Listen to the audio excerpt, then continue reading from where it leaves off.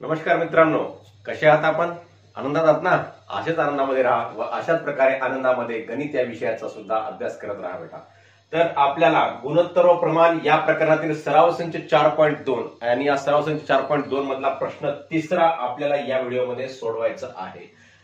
काय म्हणते, पुढे दिलेल्या गुणोत्तरांच्या जोड्यांमधील लहान मोठेपणा ठरवा. गुणोत्तराच्या या ठिकाणी दोन जोड्या दिल्या बेटा. ही पहिली जोडी वर्गमुळात 5/3 आणि 3/7 या दोन जोड्यांमध्ये लहान मोठेपणा ठरवायचा आहे. म्हणजे ही जोडी मोठी आहे का ही जोडी मोठी आहे हे आपल्याला ठरवायचं आहे. मोठा आहे, लहान आहे आणि बरोबरीचं चिन्ह आपल्याला या ठिकाणी वापरायचं आहे. या तीन चिन्हाच्या द्वारे आपल्याला ठरवायचं बेटा. हे मोठा आहे, हे लहान आहे आणि हे बरोबरीचे चिन्ह. हे तीन चिन्हाच्या द्वारे आपल्याला या जोड्यामधला संबंध लहान मोठेपणा ठरवायचा आहे. तर काय करायचं असते लहान मोठेपणा ठरवताना? या दोन याला म्हणायचं, या पदाला म्हणायचं ए, याला म्हणायचं बी, याला म्हणायचं सी आणि याला म्हणायचं डी. तर ए आणि डी चा गुणाकार करायचा. म्हणजेच या पहिल्या गुणोत्तरामधला पहिलं पद आणि दुसऱ्या गुणोत्तरातलं दुसरं पद यांचा गुणाकार करायचा आणि पहिल्या गुणोत्तरातलं दुसरं पद आणि दुसऱ्या गुणोत्तरातलं पहिलं पद म्हणजेच असा तिरकस गुणाकार करायचा. मग आता इथं पहिल्यांदा आपण काय करूयात, वर्गमुळात 5 गुणिले वर्गमुळात 7 करूयात. वर्गमुळात 5 गुणिले वर्गमुळात 7 आणि या दोघांच्या मध्ये काय येईल, कोणतं मोठं येईल ते आपण नंतर करूयात. 3 गुणिले 3 या दोन गुणाकार करायचं बेटा. म्हणजे हा गुणाकार मोठा का हा गुणाकार मोठा हे पूर्ण आपल्याला केल्याशिवाय कळणार नाही. मग वर्गमुळात 5 गुणिले वर्गमुळात 7 याची किंमत किती येते? 5 गुणिले 7 5 35. म्हणजेच वर्गमुळामध्ये काय होतात, ते 35 होतात. आणि वर्गमुळामध्ये 35 आणि इकडे कोणती संख्या झाली बेटा? इकडे झाली तिंत्रिक 9 झाली. मग आता ही संख्या वर्गमुळामध्ये आहे आणि ही संख्या पूर्णांक संख्येमध्ये आहे. मग या काय करायचं, या संख्येला तरी आपण पूर्णांक संख्येमध्ये करून घ्यायचं, पण याचं पूर्णांकामध्ये रूपांतर होत नाही. मग याला काय करायचं, याचं वर्गमुळामध्ये रूपांतर करूयात. म्हणजे त्याला कसं लिहिता येते आपल्याला? वर्गमुळामध्ये 35 आणि इकडे लिहिता येते वर्गमुळामध्ये 9. 9चं काय आहे? 9चा वर्ग किती आहे? 81 आहे. म्हणजेच याला वर्गमुळात 81 म्हणजेच 9 आहे बेटा. अशा प्रकारे आपण याला लिहू शकतो. म्हणजे आता आपल्याला ओळखू येते कोणती संख्या मोठी. आता इथपर्यंत आपल्याला काय ओळखू येते का? काय ओळखू येत नाही. मग वर्गमुळात 35 मोठं का वर्गमुळात 81 मोठं? तर वर्गमुळामध्ये 81 मोठं. जी संख्या मोठी तिकडे दोन टोकं दाखवायचे. म्हणजेच याचं वाचन आपल्याला असं लिहिता येते, वर्गमुळात 35 लहान आहे वर्गमुळात 81 पेक्षा, असं आपण म्हणू शकतो. मग जेव्हा हा दुसरा गुणाकार मोठा येतो बेटा, तेव्हा दुसरी संख्या मोठी असते आणि जेव्हा पहिला गुणाकार मोठा येतो तेव्हा पहिली संख्या मोठी असते. म्हणजेच पहिलं गुणोत्तर मोठं असते आणि दुसरा गुणाकार मोठा आला म्हणजेच दुसरं गुणोत्तर मोठं असते. हे आपण समजून घ्यायचं बेटा. म्हणजेच आपण असं लिहू शकतो, वर्गमुळात 5/3 लहान आहे 3 वर्गमुळात 7 पेक्षा, असं आपण म्हणता येते. अशा प्रकारचे आपण या ठिकाणी चिन्ह दाखवून हे गणित आपण लिहू शकतो बेटा. यांच्यामध्ये लहान मोठेपणा ठरवू शकतो. दुसरं गणित आहे 3 वर्गमुळात 5/5 वर्गमुळामध्ये 7 आणि वर्गमुळात 63 वर्गमुळामध्ये 125. मग आता आपण याला कसं करायचं बेटा? याला सुद्धा काय करायचं, तिरकस गुणाकार 3 वर्गमुळात 5चा आणि वर्गमुळात 125चा. मग इथं वर्गमुळात 5 आहे, या वर्गमुळात 125 ला सुद्धा आपण वर्गमुळामध्ये 5 येईल असं लिहू शकतो का? तर 25 गुणिले 5 आपण याला लिहू शकतो बेटा. म्हणजेच याचा गुणाकार आपण करू शकतो 3 वर्गमुळामध्ये 5 गुणिले वर्गमुळामध्ये 125 आणि या दोघांच्या मध्ये एक असा रिकामा डब्बा लिहायचा आणि पुढं 5 वर्गमुळामध्ये 7 म्हणजेच वर्गमुळात 63 गुणिले 5 वर्गमुळात 7 यांचा तिरकस गुणाकार पहिल्या पायरीला आपण करून घेतला बेटा. आता काय करायचं, या वर्गमुळात 125 ला आपण वर्गमुळात 5 येईल असं लिहू शकतो. म्हणजेच कसं लिहू शकतो बेटा? बघा बरं, 3 वर्गमुळामध्ये 5 गुणिले या वर्गमुळात 125 चे अवयव कसे पडतात? 25 गुणिले 5 म्हणजेच 25 5 125. अशा प्रकारे आपण याला लिहू शकतो आणि बरोबर आहे. आता म्हणजे याच्यामध्ये रिक्त एक या ठिकाणी चौकोन दिला आणि या चौकोनामध्ये म्हणजे इकडची संख्या मोठी राहू शकते, इकडची मोठी राहू शकते. आपण या पायरीला सांगू शकत नाही कोणती मोठी आहे कोणती लहान आहे, म्हणून या ठिकाणी रिक्त दिलेला आहे. मग इथं वर्गमुळात 63 ला सुद्धा वर्गमुळामध्ये 7 येईल अशा प्रकारे लिहू शकतो आपण. म्हणजेच 9 7 63. म्हणजे याचे असे अवयव पाडायचे की या दोन अवयवापैकी एक अवयव हा काय असला पाहिजे? पूर्ण वर्गसंख्या असला पाहिजे बेटा. म्हणजे या 125 चे असे अवयव पाडले, एक अवयव 25 ही संख्या कशी आहे? पूर्ण वर्गसंख्या आहे. 63 चे सुद्धा असे अवयव पाडायचे की त्या दोन अवयवापैकी एक अवयव पूर्ण वर्गसंख्या, म्हणजे 9 7 63 होतात. मग याला आपण 9 गुणिले 7 असं लिहू शकतो. मग गुणिले 5 वर्गमुळामध्ये 7. आता बेटा आपल्याला 3 वर्गमुळात 5 हे अशाला असं घेऊयात, गुणिले 25 चं वर्गमूळ निघते 5, मग 5 वर्गमुळात 5 आणि परत या ठिकाणी आपण अजूनही कोणती संख्या मोठी कोणती लहान हे सांगू शकत नाही, आणि 9 चं वर्गमूळ निघते 3, मग हे 3 वर्गमुळात 7 गुणिले 5 वर्गमुळामध्ये 7. आता बेटा 3 चा आणि 5 चा गुणाकार असतो, मग 3 5 किती होतात मुलांनो? 3 5 15 होतात,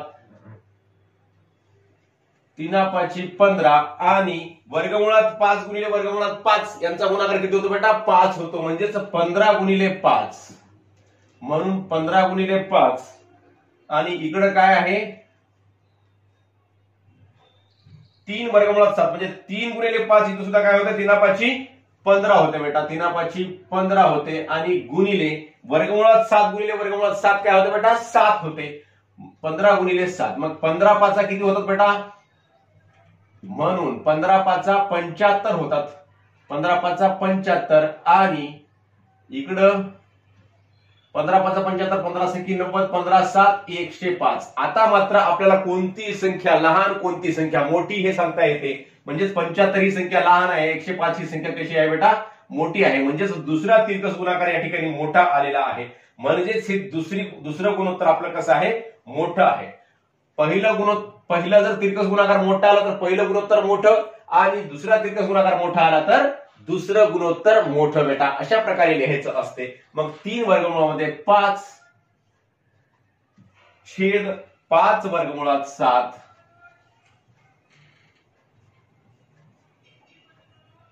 याला म्हणायचं लहान आहे, किंवा मग आपण हे बॉक्स न करता सुद्धा या ठिकाणी लिहू शकतो, कारण उत्तर प्राप्त झालेलं आहे आपणास.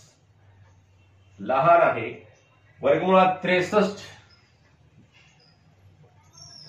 छेद वर्गमुळामध्ये 125 पेक्षा.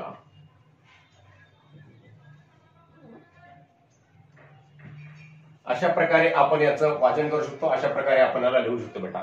पुढचा तिसरा प्रश्न आहे 5 छेद 18 आणि 17 छेद 121, म्हणजे 5 18 आणि 17 121. इथे सुद्धा काय करायचं?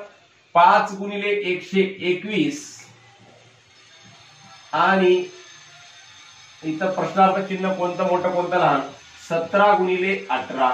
मग 5 गुणिले 121 चा गुणाकार करून घ्या बेटा. 5 1 5, 5 2 10 ला 0, हातचा ला 1, 5 1 5, 5 आणि 1 किती? 605. आणि यांचा गुणाकार काय होतो? 17 5 85, 17 6 102, 17 7 119, 17 8 136 होते बेटा. मग 17 8 136 ला 6 हातचे आले 13, 17 1 17, 17 आणि 13 किती होतात बेटा? 317 आणि 13 30 होतात, म्हणजे 306 झालं. मग 605 मोठा का 306 मोठा बेटा?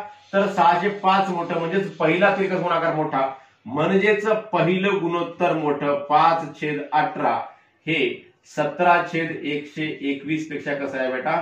मोठं आहे. 17/121 या गुणोत्तरापेक्षा पहिलं गुणोत्तर मोठं आहे असं आपण म्हणू शकतो. तर आपण अशा प्रकारे हे 3 उपप्रश्न सोडवलेले आहेत. लगेच पुढचे 2 उपप्रश्न सोडूयात बेटा. तर मुलांनो, या ठिकाणी प्रश्न तिसऱ्या मधला चौथा उपप्रश्न आहे. वर्गमुळात 80 छेद वर्गमुळात 48 हे पहिलं गुणोत्तर आहे, आणि दुसरं गुणोत्तर आहे वर्गमुळात 45 छेद वर्गमुळात 27. या 2 गुणोत्तरापैकी कोणतं गुणोत्तर लहान आणि कोणतं गुणोत्तर मोठं हे ठरवण्यासाठी परत एकदा आपल्याला काय करावं होतं? या ठिकाणी तिरकस गुणाकार करावा होता बेटा. म्हणजेच वर्गमुळात 80 गुणिले वर्गमुळामध्ये 27 आणि इकडे एक रिक्त डबा ठेवायचा, म्हणजे कोणतं मोठं कोणतं लहान हे आपण आता शोधू शकत नाही. आणि इकडे वर्गमुळामध्ये 45 गुणिले वर्गमुळामध्ये 48. सगळ्या संख्या वर्गमुळामध्ये आहेत. मग याचा आपण काय करू शकतो? गुणाकार करून घेऊ शकतो. मग 80 आणि 27 चा गुणाकार करा बेटा. 27 शून्य किती होतात? 27 शून्य 0 होतात, आणि 27 चा पाडा 8 पर्यंत. 27 1 27, 27 2 54, 27 3 81, 27 4 108, 27 5 135, 27 1 162, 27 7 189 आणि 27 8 216 होतात बेटा. 216. मग वर्गमुळामध्ये 2160 आणि इकडे येते वर्गमुळामध्ये 45 गुणिले 48. या ठिकाणी मात्र आपणास काय करावं लागणार बेटा? गुणाकारच करावा लागणार आहे. इथं आपण गुणाकार करून घेऊ. 45 गुणिले 48, 8 45 ला 0, हातचे आले 4, 8 32 आणि 4 किती? 36. मग 4 5 20 ला 0, हातचे आले 2 4 चौक 16 आणि 2 किती बेटा 18, यांची बेरीज करायची 0 6 आणि 0 6 8 आणि 3 11ला 1 हातचा आला 1 1 आणि 1 2, म्हणजेच हे सुद्धा कसं आलं या ठिकाणी 2160च आलेलं आहे वर्गमुळामध्ये. दोन्हीकडे ही बाजू दोन्ही किमती कशा आल्या समान आलेल्या सारख्या आल्या बेटा. म्हणजेच यात हे मोठं नाही हे मोठं नाही कोणतंही मोठं नाही, दोन्ही कशा आहेत संख्या बरोबर आहेत. दोन्ही संख्या बरोबर आहेत म्हणजेच वर्गमुळामध्ये 80 छेद वर्गमुळात 48 हे गुणोत्तर आणि वर्गमुळामध्ये 45 आणि छेद वर्गमुळामध्ये 27 हे गुणोत्तर, हे दोन्ही गुणोत्तर कसे आहेत बेटा समान आहेत सारखे आहेत, हे आपणास समजून घ्यावं लागेल. आता शेवटचा प्रश्न आहे 9.2 छेद 5.1 आणि 3.4 छेद 7.1. इथे सुद्धा काय करायचं 9.2 गुणिले 7.1 करायचा आणि इकडं दुसरा तिरकस गुणाकार करायचा 3.4 गुणिले 5.1. आता इथे सुद्धा गुणाकार करून घेऊ बेटा 9.2 गुणिले 7.1. आता हे पॉइंट नाही असं समजून आपण गुणाकार करत असतो आणि आलेल्या उत्तरामध्ये नंतर आपण पॉइंट देत असतो. म्हणजेच बे 1 बे आणि 9 2 9 1 9 आणि नंतर खाली 7 2 14ला 4 हातचाला 1 7 9 63 आणि 1 किती बेटा 64 झाले या ठिकाणी. मग 2 ला 2 9 आणि 4 13ला 3 हातचाला 1 4 आणि 1 किती 5 6 ला 6. मग इथलं एक दशांश चिन्ह आणि इथलं एक दशांश चिन्ह एकूण झाले 2 स्थळांचा दशांश चिन्ह झाला म्हणजे 65.32 हे याचं उत्तर येते. 65.32 सॉरी 65.32 असं आपण याला म्हणतो. 65.32 इकडं आलं आणि इकडच्या बाजूला काय येते बघा बेटा 3.4 गुणिले 5.1. याचा सुद्धा आपण या ठिकाणी गुणाकार करूया 3.4 गुणिले 5.1. 1 न गुणल्यानं काय येते 4 1 4 आणि 3 1 3 आणि 5 चौक 20 ला 0 हातचे आले 2 5 3 15 आणि 2 किती बेटा 17 होतात. मग 4 ला 4 3 7 ला 7 आणि 1. तर आता इथं सुद्धा कसं आहे दशांश चिन्ह इथला एक स्थळांतर आणि इथला एक स्थळांतर, मग एकूण दशांश चिन्ह किती स्थळांतर येईल 2 स्थळांतर म्हणजे 17.34 हे याचं उत्तर येते 17.34. मग आता या ठिकाणी आपल्याला बघल्यानंतर असं कळते की ही 65.32 हे 17.34 पेक्षा कसं आहे मोठा आहे. म्हणजेच हा पहिला तिरकस गुणाकार मोठा असल्यामुळं मग हे पहिलं गुणोत्तर कसं असते बेटा मोठं असते. म्हणजेच 9.2 छेद 5.1 हे मोठा आहे 3.4 छेद 7.1 पेक्षा. अशा प्रकारे ह्या गुणोत्तरांच्या जोड्यामधला लहान मोठेपणा ठरवता येतो. अतिशय सोपी बाब आहे.